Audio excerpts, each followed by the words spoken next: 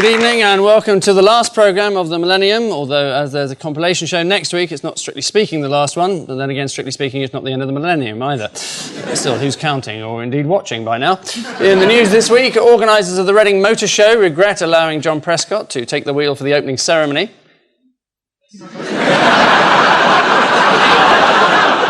There's evidence that, contrary to the adverts, not all chimpanzees like to wind down with a nice cup of tea. And in Kidderminster, a 10-year-old admits it may have been a mistake to put a piranha in his twin brother's bath.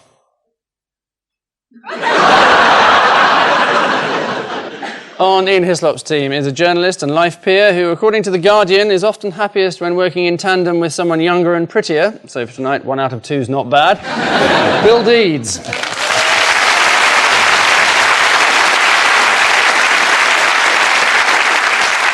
And with Paul Merton tonight is a novelist who, before the last election, put a sign in his window saying, "A vote for Labour isn't necessarily a vote for that sanctimonious Git Blair." Not quite as snappy as things can only get better. Will Self.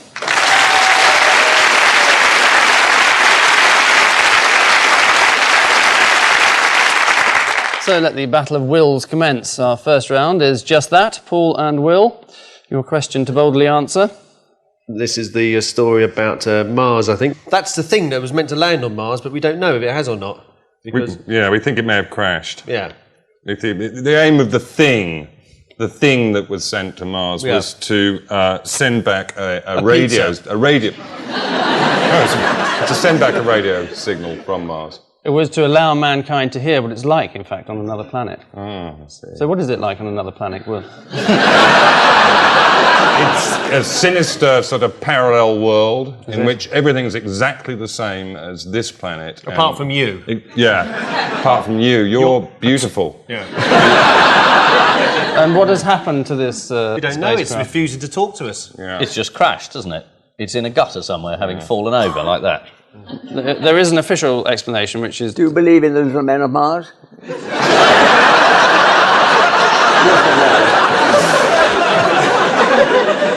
Ace reporter Bill Deeds. I don't have a particular angle on the little green men, Bill. Can you fill us in on it? What? Well, it may have fallen asleep, was the project manager's explanation. So this is, yes, the failure of NASA's latest project, the Mars probe. According to The Observer, one Russian probe was also lost after it reached Mars in the middle of a dust storm, although it did manage to send back a single, featureless video picture of static. Scientifically worthless, but it was shortlisted for the Turner Prize. Ian and Lord Bill. I think we have Mr. Prescott in India here. Mr. Prescott's return from India was notable. He came back by the Heathrow Express, and then he took the Underground. And when's he due back? That's not his usual form. He has, recall, a Jaguar? A Jaguar? A Jaguar. Two Jaguars. Two Jaguars. So he's now 2 trains. The train was owned by somebody else. Oh, right. Yes. And so who is he blaming for all these stories about him in the press? Oh, it's someone who hates him briefing against him. It's the Prime Minister, isn't it? Well, Mandelson, actually, is what... That's what I said.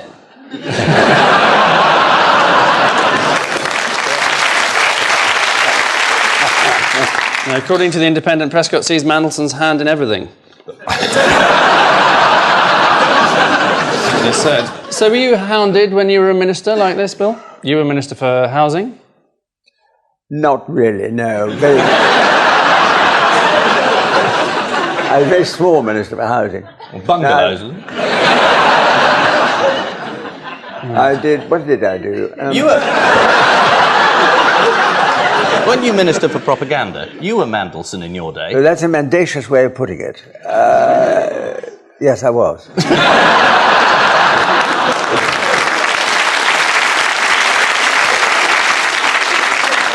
So are you wanting to put behind you the fact, for example, that you resorted to drugs at one stage? If I could just take you back to the Conservative Party conference in 1955.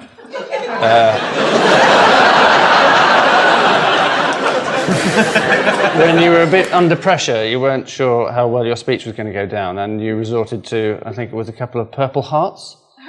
I didn't inhale.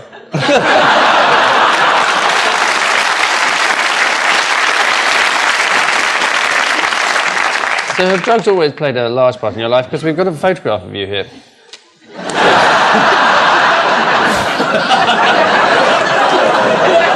That was the year I was a hippie in the office pantomime. Right. I was better next year. I did Mick Jagger. Oh, that's what Mick Jagger looks like now. I was younger then, too. I was less responsible. Well, it was thoroughly irresponsible, obviously, to be high on drugs in front of the Tory Prime Minister, Will? Yes. Yes, this is the enforced return from India of two Jags Prescott to face further criticism of his transport bill. At a drinks reception in India, Mr. Prescott complained to Sonia Gandhi about the coverage of his trip, saying, "The press are chasing me, but only for silly things like if I close my eyes." To which a waiter replied, "That's a hat stand, sir. Mrs. Gandhi left half an hour ago." Paul and Will, your health? A man being examined. Cough. A man being examined. So let me see, this is Tony Blair. The NHS have opened a call centre where you can phone in and say that you've got problems with backache, headaches, stress, the sort of things that people who work in call centres get wrong with them. You have people in one call centre call the other call centre. Bit of a vicious circle. There you go. And you advise as well to hold the phone against the affected part of the body. So if you've got piles, the best thing to do is get someone else to make the call for you. Or you can do it online as well. Yeah. You can do it online. It's called logging on. Log on.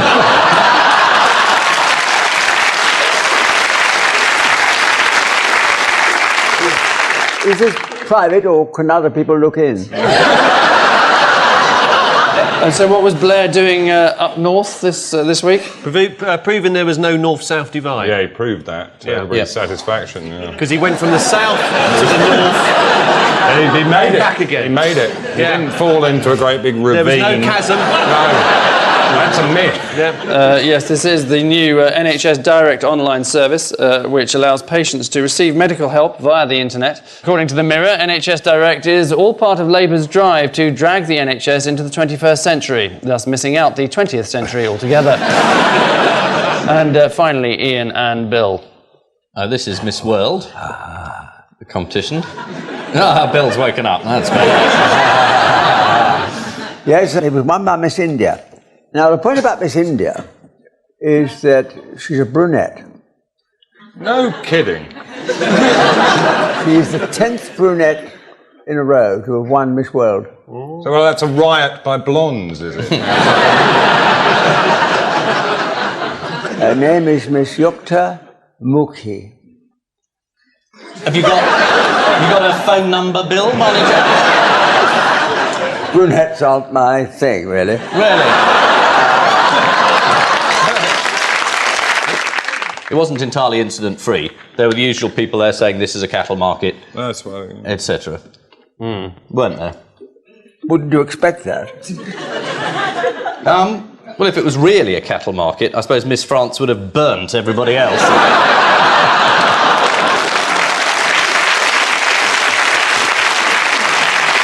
Right. Well, yes. I once did go to a Miss World contest and afterwards danced with the winner, who was Miss Austria. And it was disappointing because all she spoke about throughout our dance was her boyfriend in Vienna. Was this Miss World 1897? Was she blonde at all? That was around 70, isn't it? No, brunette. Well, you must have been awfully disappointed then. Well, you have never danced with Miss World, have you? Me? Have you ever danced with a Miss World? No, I mean, We didn't spend much time dancing. That's what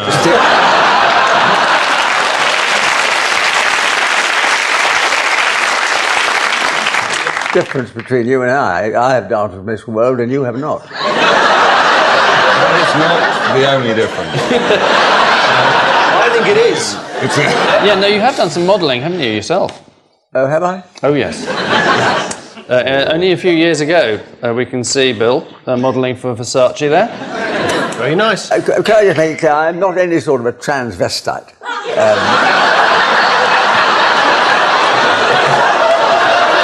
Oh, come on, everybody's some sort of... I was younger, I was foolish, it was the spring.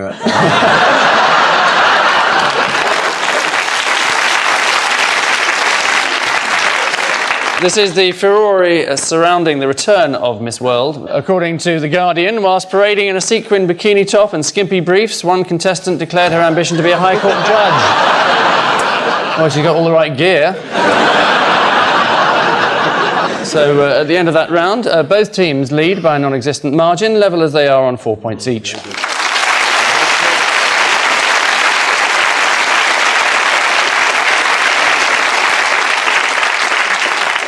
Round 2 this week, as it's Christmas, features a couple of tabloid headlines, one per team. Paul and Will, your spinning top is gold, frankincense and murder.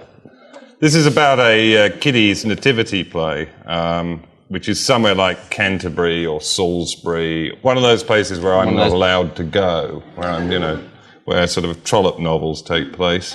And are you banned? I'm banned from the Cathedral Close. Yeah. Really? This is about a nativity play, which I think, modelled on James Bond. It may even be called something like Heaven is Enough or The World is Too Much or something like that. Godfinger. Godfinger. They have gun-toting angels from 007th Heaven, I believe, in the play. And, of course, everybody's a bit upset about it, So isn't it slightly strange that they banned you from church when you're quite famous for popularising religion? I'm thinking about the foreword that you wrote to the Book of Revelations. Oh, yes, I got into big trouble for that. I think it was held to be sort of not sufficiently in keeping with the Book of Revelations, which, as everybody knows, is a clear and lucid account of the end of the world in crazed sort of numerology and nutty sort of weird Aramaic prophecy, Because they actually approached Tony Blair to write one of the forwards to one of the other books. And he refused on the grounds that bad boy author Will Self had written. Did he really? Yeah. God, I find that immensely flattering. Perhaps I can persuade him not to do anything else on the basis of my involvement. Yes, this is the controversial school nativity play, Godfinger. Asked his opinion, the Reverend Pemberton, in whose church the nativity play is normally performed, said he couldn't comment as he was unfamiliar with the plot.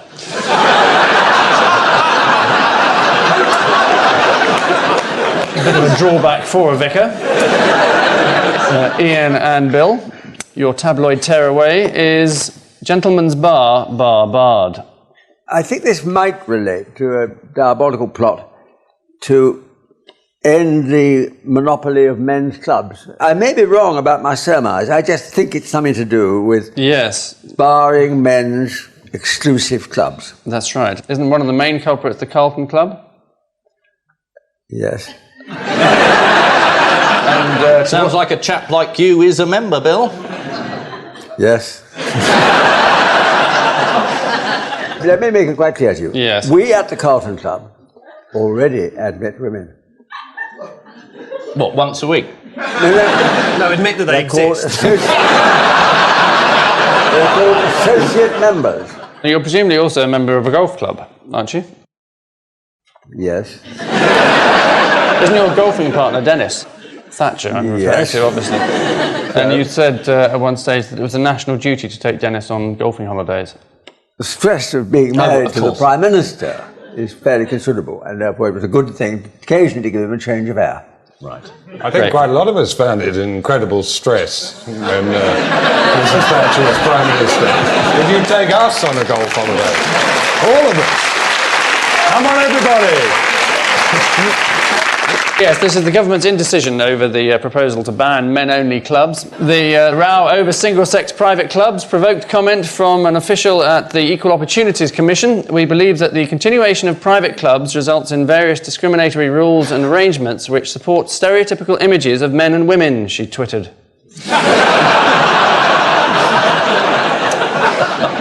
William Hague joined the debate, saying, if people aren't going to listen to me when I say things, So at the end of that round,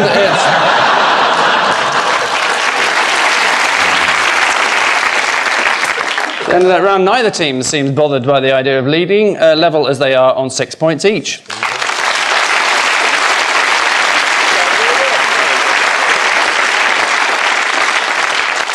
Round 3 is the last chance you'll have this century to play odd one out, so enjoy it while, or indeed if you can. Paul, your utter dogs are Bodo, Strudel, Lucky, and Bing.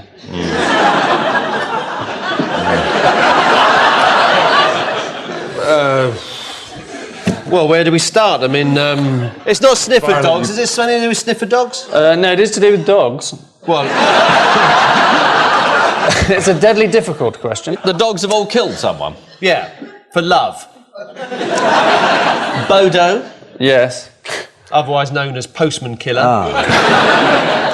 Lucky, not for the person he killed. No, exactly. The one on the bottom left, is that a photo fit picture? It's got a very square face like the photo fit pictures usually have. Have you seen this dog? The top right one, he can't have killed anyone. He looks delightful. What, Strudel? Yeah. Amazingly, Ian has got the right answer. I knew he wasn't a killer. No, not a dog.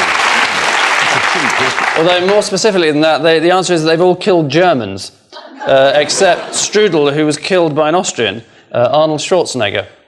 Strudel was run over by Arnold Schwarzenegger when he was reversing his military jeep. Why was a dog reversing Arnold Schwarzenegger's military jeep? He's got it his own fault. I've got no sympathy for him at all. Bodo shot his master, Herr Olp, while he was out hunting. Lucky was a guide dog who so far killed 4 owners in Germany. He led one out in front of a bus. He led a second one over a pier, third one over a railway platform, and the fourth one into oncoming traffic. After the second one, what made people think it was a good guide dog? Well, he was going to be put down, but his trainer saved him by saying he just needs to brush up a little on his skills. Being, in fact, parachuted behind enemy lines and was awarded the Dickin Medal in 1944. There'll be some protest about this programme from dog lovers. Yeah. Why bring it up? Why hold it against Could I just clarify things? The dogs are fine.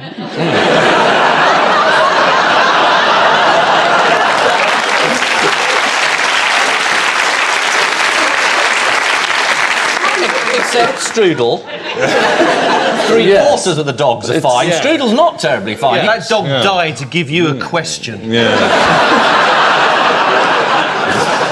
Oh no, I killed the dog. Perhaps one day you will be used in a topical nudes quiz.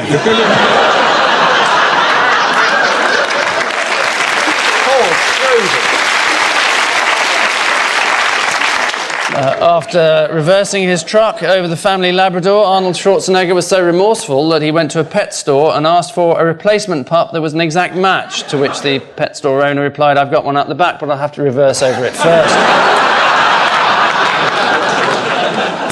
Will, your rag bag contains Mussolini, John Pertwee, Harold Macmillan, and self. Of course, we know that Mussolini was hung upside down by Italian partisans with his lover. Hung up by the partisans. That brings a tear to the eye on a cold night. Painful. It's like being dragged off by the Cherokees. And my suspicion is that, bizarrely enough, Mussolini actually resigned before he was hung up with his lover in somewhere by the partisans. Harold Macmillan resigned.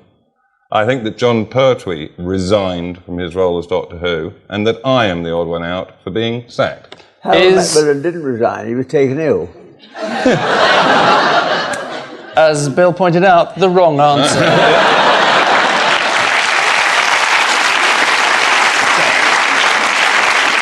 It is to do with schools. What school did you go to, Will? I went to I mean, I'd doubtless make my ex-teachers very angry, but a completely undistinguished school. I mean, the only famous old boys were, by golly, Mussolini. Were you? No. It's a completely bogus question. It's more to do with what happened at school. Expelled. Were you expelled? No. All right. Will was the only one that wasn't expelled? I'm the only one who wasn't Is expelled. the right answer.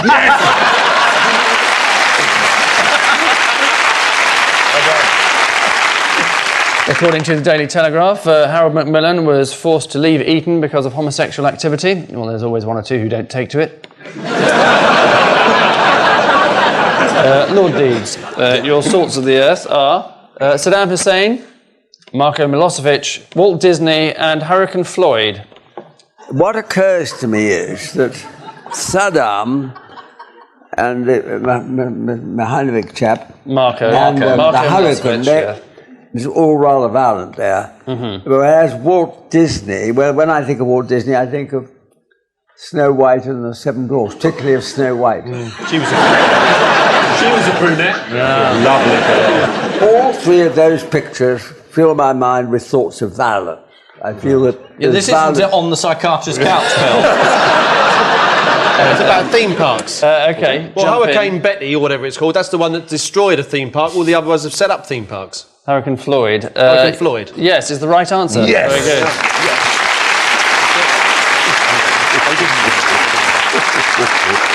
Marco Pierre Milosevic. He set up a theme park in Belgrade, didn't he? Got a nightclub. Yes, he set up a nightclub who tried to sue him over the name. What's it called? Serb World. The nightclub is actually called Madonna, who tried to sue him over using her name, because obviously she's the first person to use that name. At enormous expense, Saddam Hussein has built a huge theme park just outside Baghdad. According to the Sunday Times, millions have been wasted on a huge Ferris wheel overlooking... Only in Iraq, eh? And finally in this round, Ian. Bernard Matthews, Bill Clinton, Carla Lane and Leeds University. I think this must be a turkey question. That's all I know about Bernard Matthews. He sells turkeys. Carla Lane preserves turkeys. She stops them. At Christmas, she goes around kidnapping them and puts them in her back garden. Or something like that, she would do. And Bill Clinton is a turkey now, isn't he, really? So that's it. That's my answer, which is nearly as bad as Bill's. I could give you a clue. Go on. It's to do with turkeys. I knew I was on the right track. Right. Clinton eats them at Thanksgiving. No, there's a president's tradition, in fact. He pardons one each year. Does he really? Bernard Matthews doesn't pardon any. He kills the lot. Carla Lane, as I said, she must do something nice to them. Yeah. But that's not a turkey, that's a horse.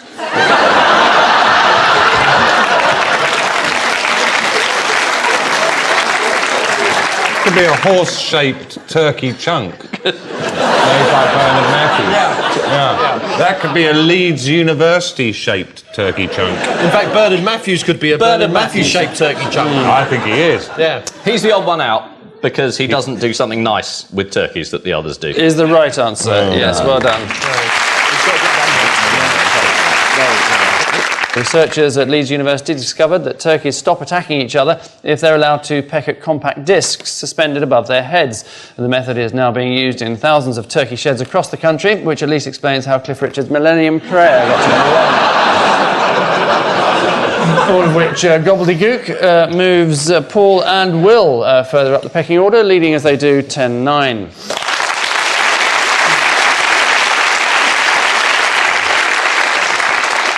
Why is it 10-9?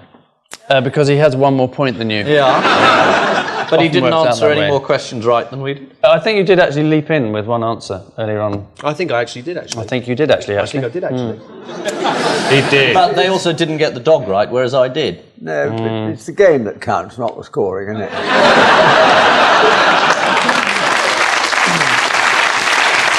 And so to our final round this century. That's except for the 4 rounds featured in next Sunday's repeat. The usual motley selection of accrued headlines from this week's papers, including some less or more from this week's guest publication, the essential Cranes Today.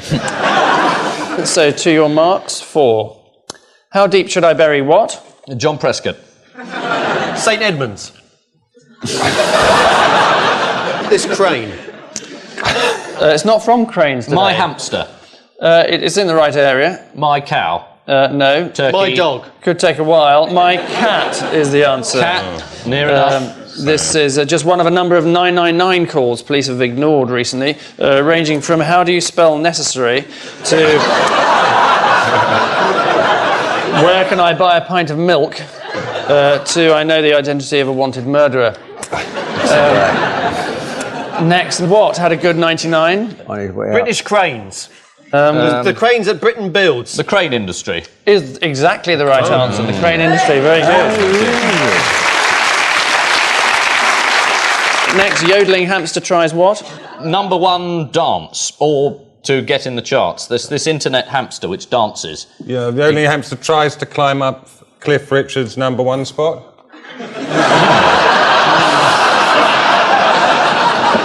To outsell Cliff is the right answer. Next, discovery of what shakes Paris? Milk. Humility. Super crane. It's not from cranes today. I have to Is tell it you. from Cranes Aujourd'hui? Their sister publication.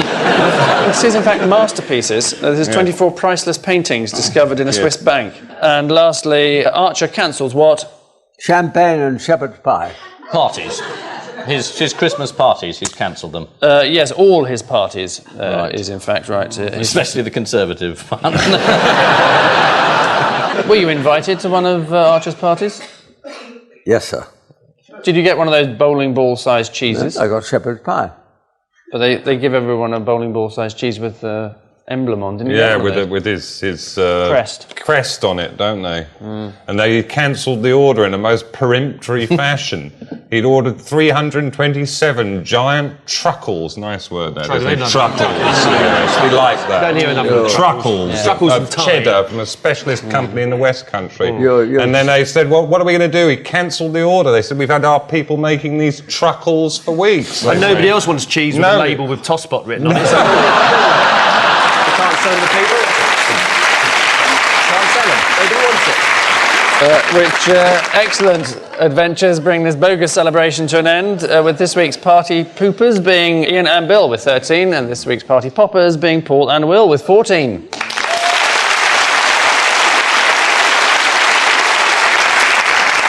And I leave you with news that in central London, a bus passenger regrets trying the chewing gum he found under the seat.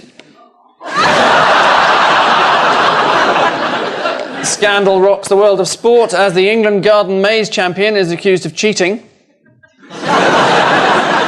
And in the Himalayas, Prince Charles asks the leading mystic how many people in Britain would like him to be king. Good night.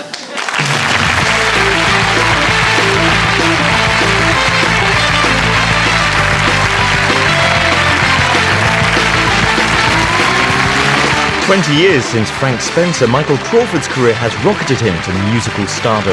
And he's Parkinson's guest on BBC One in a couple of minutes. Here on BBC Two, ever up with the latest grooves, the Comedy Zone continues with the Hippies next.